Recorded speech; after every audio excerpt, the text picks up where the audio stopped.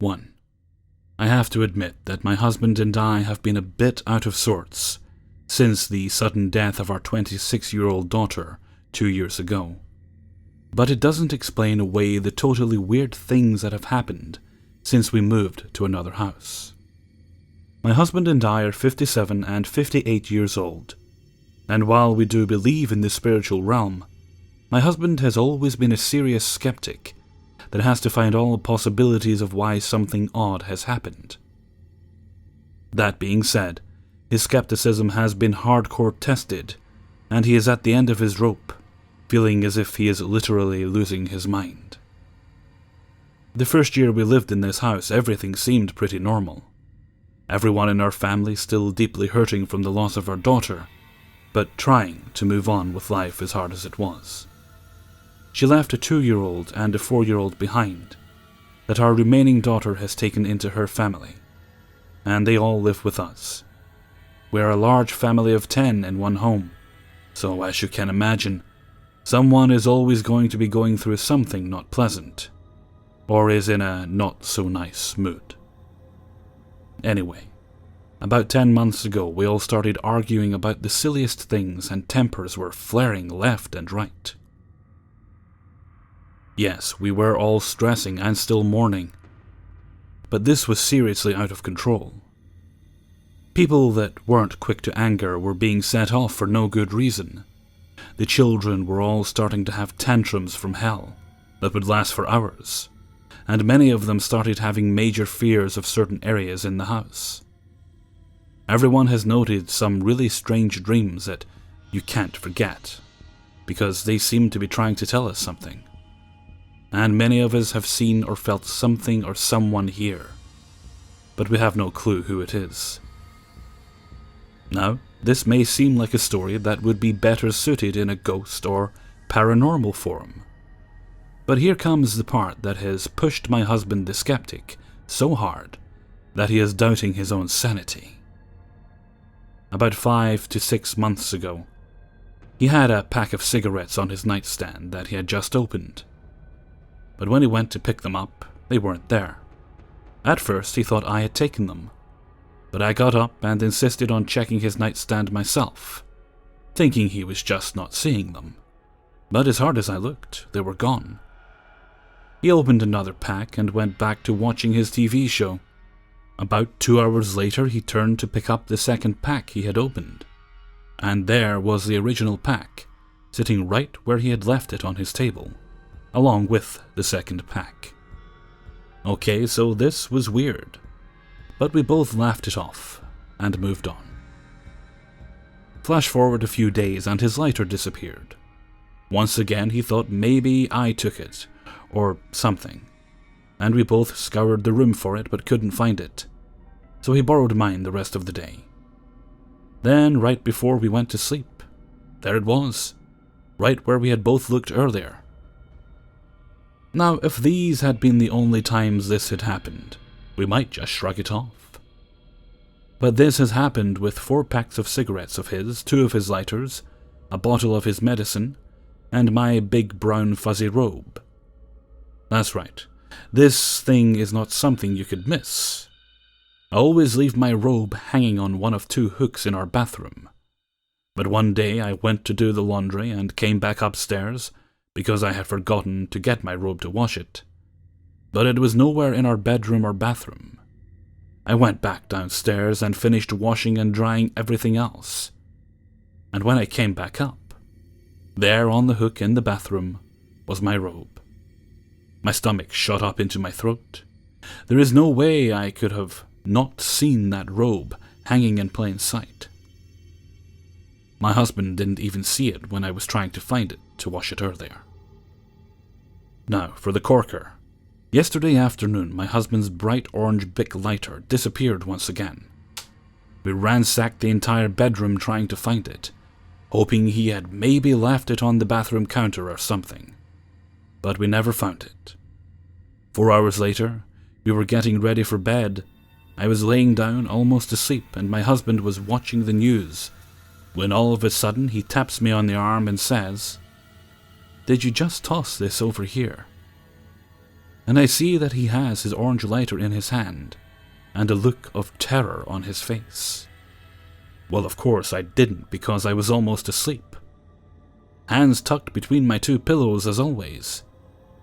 I sat up, and he said, "I was watching the news." I turned to pick up my rechargeable lighter, and when I turned back facing the TV, my orange Bic was sitting right next to my pack of smokes. Now, if you knew my husband at all, you would know that not much shocks him. But he was holding his head and starting to have a full-blown panic attack. He said it made his stomach turn when he saw it, because he knew it wasn't on the bed, and he couldn't explain where it was or why it happened. And not only was it creepy that it showed back up, but it was ice cold, like it had been sitting on a block of ice for hours. Now, our daughter mentioned this whole CERN thing, and how they are trying to open up portals, and how, considering everything they are doing, it's a possibility that these odd events and personality changes could be stemming from what CERN is doing. All we know is that things are getting out of control, weird in our home, and we don't know if it's us going elsewhere or our stuff going elsewhere or what. But it's unsettling to say the least. I'm just looking for answers before my husband loses his mind. 2. I think this belongs here as one of several temporal anomalies I've experienced. In Christmas 1992, I received a franked envelope with an old-style stamp on it through my door, addressed to me at my then address. On opening, I found it was a Christmas card wishing me a happy Christmas 1944, with a return address which was nearby from a married couple I'd never heard of. I asked various friends of mine whether they had pranked me, but they all denied it. I suppose one of them might have been lying. However, even if it was a practical joke, I don't understand how the person concerned could have got the card franked and obtained an envelope unfranked wartime stamp from a card from 1944. All of them looked new. The envelope was of a different texture of paper, but it wasn't old, just differently textured, suggesting a different kind of paper-making technology where the grain of the paper was more obvious and slightly coarser than what I was used to in the 90s. I cannot now find the card, nor can I remember the names, but I can remember the location of the alleged address from which it was sent. This links somewhat to a couple of other musical temporal anomalies.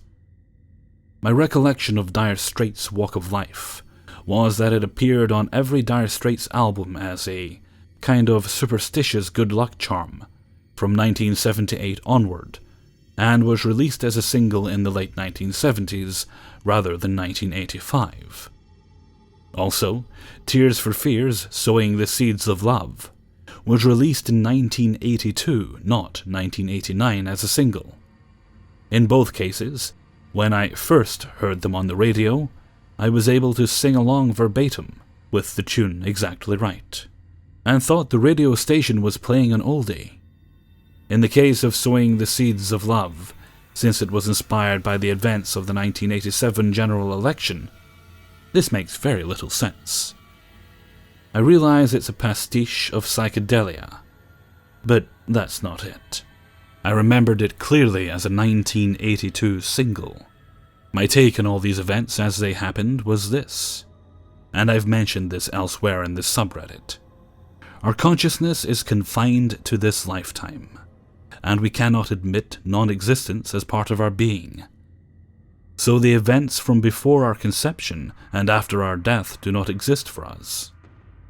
Instead, time appears to loop subjectively for us, and our experience of dying will immediately be followed by the beginning of consciousness in the womb.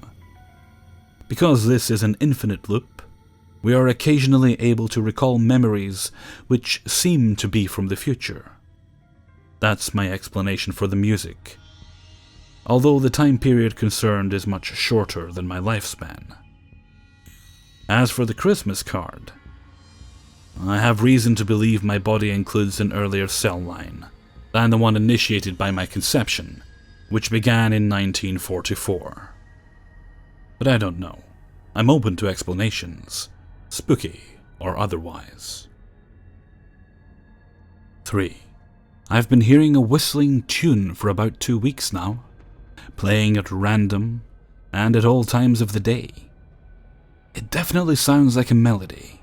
It feels like I've heard it before, but just can't place it. I first thought it was maybe the TV, like some new advert for something, because they use those kind of things for advertising and stuff. But it wasn't any TV. Then at school it happened, so I assumed it was some new song that had came out, but no one was playing music. It was the library. And no headphones were allowed, so no one was using them. I hear it outside and inside, and it always has like an echoing tone to it, which makes me think it has to be electronic, and there are no birds or animals in my area that call that way. I live in a little bit of a backwoods area, and have a couple of acres of trees surrounding me. Frequently I hear the wildlife and know the difference between them. None of my neighbors are close enough to hear, even if they did it super loud. And that would only explain the occurrences when I'm home. It still happens in public. So then I thought maybe I'm hearing some electric current, or some frequency that I only recently noticed or was able to pick up. But I think I would hear it constantly then. Not in the short intervals. Each time it lasts about 5 to 10 seconds at most. And when I search for it, it will continue and sounds the same, far off and not really in the immediate vicinity. Last Monday I went to the doctor for a blood test and decided to ask them to check out my ears and neck in case that was what was causing it. They're all normal, so I ruled out any type of tinnitus or anything. And since the whistling happens all times of the day, I don't think I'm doing anything specific to trigger it.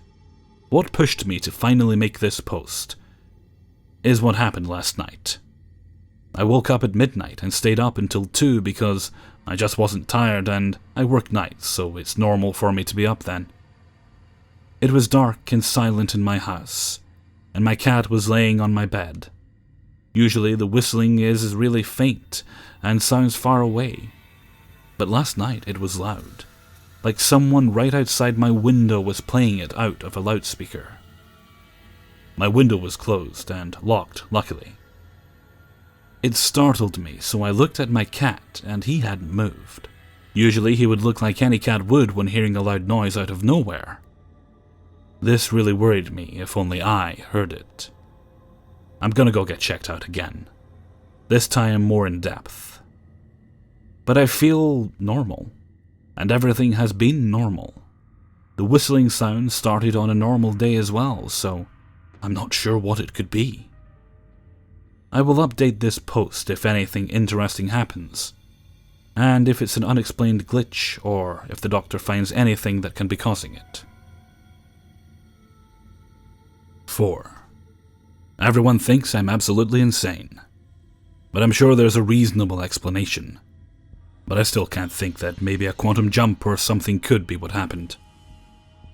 To give a little background, every New Year's of my life has been pretty depressing. My mom would always go to sleep before the ball dropped with the excuse that whatever I'm doing on New Year's Eve sets the tone for the rest of the year, and I want to get a good sleep all year. Super boring. And I have never really had many friends, so I would just spend the night maybe with a couple people, not really doing much. This New Year's I went to a different city and met some new friends. I had a pretty amazing time. I got super drunk, went to 2 clubs, met a lot of great people. It was wonderful. When I woke up, I didn't feel much different personally, but everyone around me felt different. My sister and I have never gotten along very well. We would always fight.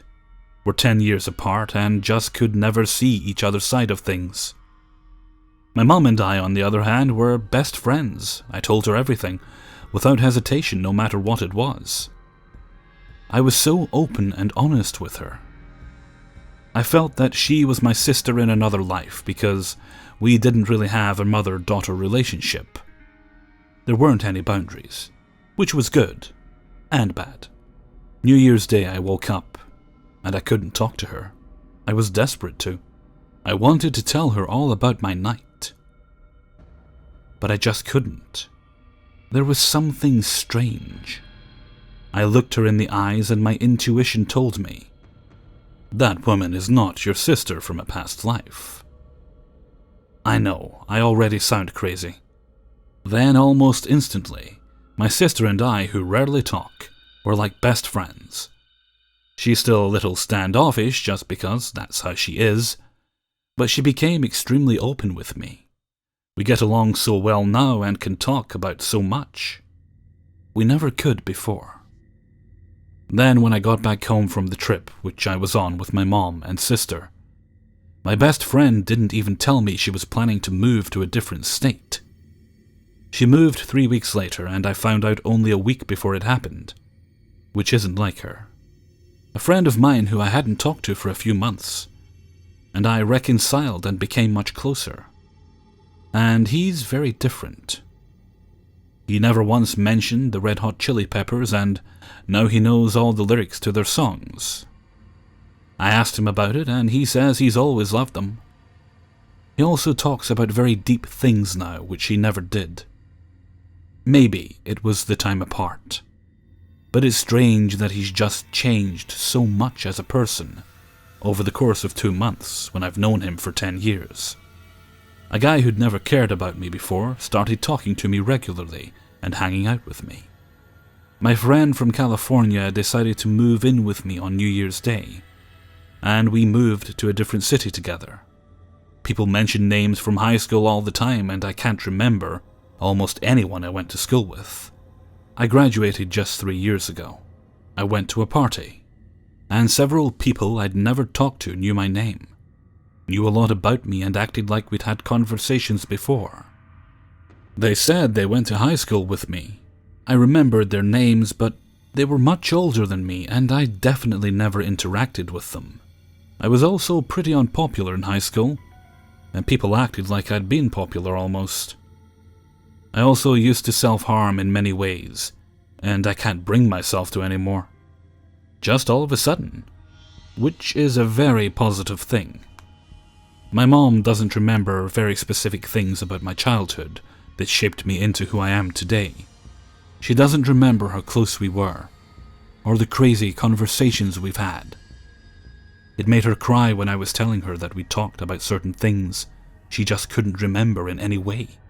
And my dad, who I never could talk to, and who was always emotionally abusive, is now helpful when I need him, and comforts me. It's insane. A lot of things are just so blurry to me, and also, my left index fingerprint, which I saved on my phone to unlock it, won't be accepted now. My theory was that maybe I killed myself in another dimension on New Year's, and went to a dimension where I'm not always so depressed. But maybe that's a stretch. I don't know what's up, but it seems like some kind of glitch to me. 5. I moved to a very rural, rich town right before high school began.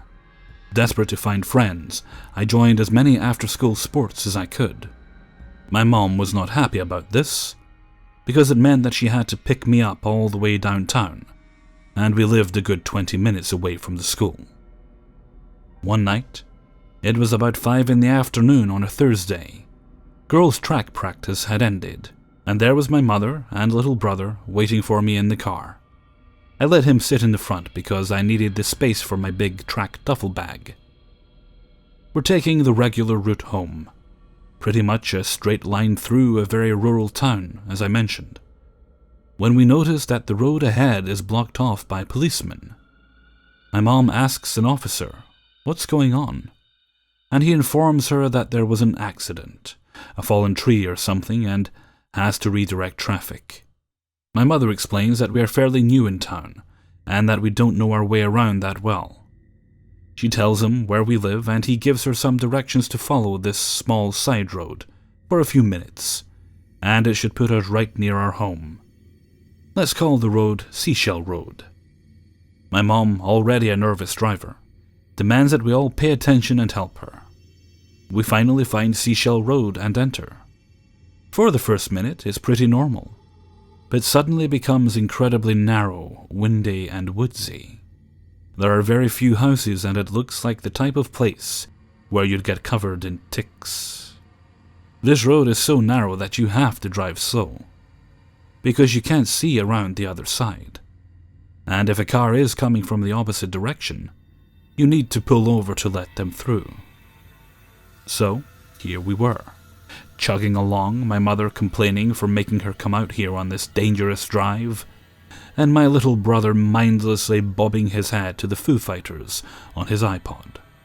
Eventually he pulls out his earbuds, and the three of us begin arguing a bit. Regular sibling and parent nonsense. And we've been on the road for about 6 minutes when suddenly we all get very quiet. None of us know why we got quiet, but in hindsight, we explained it as a mutual, somehow understood feeling. Like we all knew to be quiet. The woodsy road suddenly felt very still, and the hum of the car was all to be heard. That's when we saw two identical bald fat men in the distance, wearing identical blue onesies. Again, we couldn't drive fast on this road, and the three of us took in the whole thing, slowly and quietly. Eerily, these men walked in synchronized steps, looking straight ahead. They sported the exact same look, as if they were clones marching down this narrow, hidden road. They didn't look at us, but I can't imagine how I would have reacted if they did. Maybe it's worse that they didn't look at us. We're silent for the rest of the ride until we become familiar with our surroundings and approach our home. Scared shitless, we all begin talking at once. I'm first to say, "What the fuck?" and my brother goes, "I saw that, you felt that." And my mother is a broken record calling them mutants. We all begin to recall the silence and reminisce that it was like the world stopped breathing. All that existed was those men and their matching footsteps, and their incredibly vague, expressionless faces. Paranoid, we lock our doors and never go down that road again. 2 years later, my boyfriend and I are on our way home after hanging out with friends. For a bit of context, my boyfriend was older than me and had a license, while I just had a permit at the time. He is driving me home to my house for the night when he mentions he's found a quicker route to my house. I don't notice the name of the road, but after a few moments, I realize we were on Seashell Road. I begin to flip out and remind him of the previous story I just mentioned. He laughs it off and says he's been taking this road to my house every single time he visits me, and not to worry about it. I'm uneasy, but I begin to relax. We're listening to Sublime, and it was a good night out. Just before he makes his final turn to exit this narrow road, I swear, I see one of the men frozen like a statue, peering into a mailbox. I flip the fuck out and start saying, "That's it! That's one of them!" as we slowly drive past and off this street. The man hasn't moved at all. It's as if he's completely frozen in time, and he is on my boyfriend's driving side. I begin to hysterically cry, and my boyfriend finally finds the main road and pulls over and asks me what's going on. "The man," I told him. "The clone from my story." I was shocked, but I was relieved because the man was right in front of him. I knew he had to have seen him. He was right there. Except my boyfriend then turns to me and says, "Sir 526, there was no man. I didn't see anything." Completely lost my shit. We fought over it for months. That man was peering into the mailbox, frozen, right in reach of my boyfriend, and he claims he never saw him. Still gives me the creeps, and haven't seen anything weird since. But I am left with so many questions. Who are they? What are they? Where are they going? Why are they dressed the same way and walking the same? Either the closest pair of brothers ever, or I saw something I shouldn't have. I've heard theories of aliens to spies to men in black, No idea. Edit.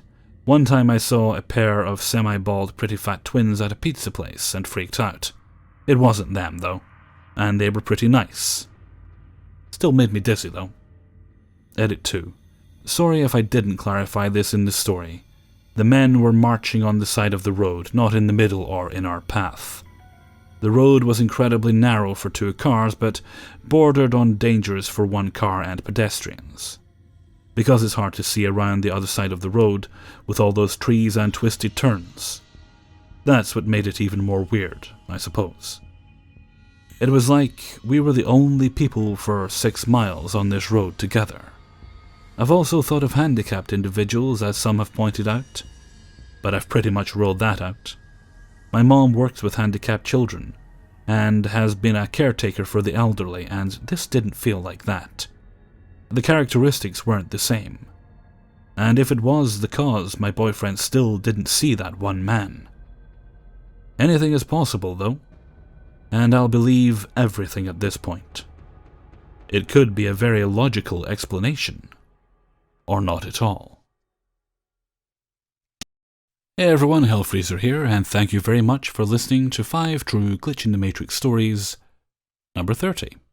Thanks very much to everyone who allowed me to use their stories and made this video happen. It is very, very much appreciated. Okay, quick update. Yes. Well, we'll have Paranormal tomorrow, and we're set for a TIFU on Saturday. I think I've got enough to do me about 3 weeks TIFU-wise at the moment. That's with stories from Reddit and with subscriber stories as well. So we're okay for a little while with those, which is good. And on Sunday, I haven't 100% settled on the title yet. Hang on. It's, do I have it here? Well, doesn't matter. Okay, it's going to be something like Tales... No, it's going to be Adventures in Fast Food and Retail. That's what it's going to be. So it's true stories with in fast food places and in retail outlets. So you'll have them from, like your McDonald's, a prostitute in McDonald's, to people getting mistaken for working in other places and that. So you've got employees, customers, and people mistaken for employees. So quite fun all around, hopefully, and hopefully you'll enjoy them. Okay, and with that, I'm going to head off for now. So until next time, thank you very much for listening, and take very good care of yourselves.